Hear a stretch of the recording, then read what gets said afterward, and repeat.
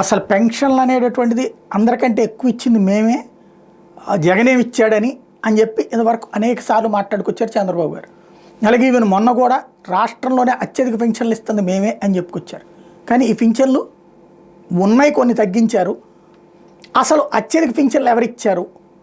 ఇది అసెంబ్లీలో ప్రశ్నోత్తరాల సందర్భంలో మంత్రి కొండపల్లి శ్రీనివాస్ గారు చెప్పినటువంటిదే.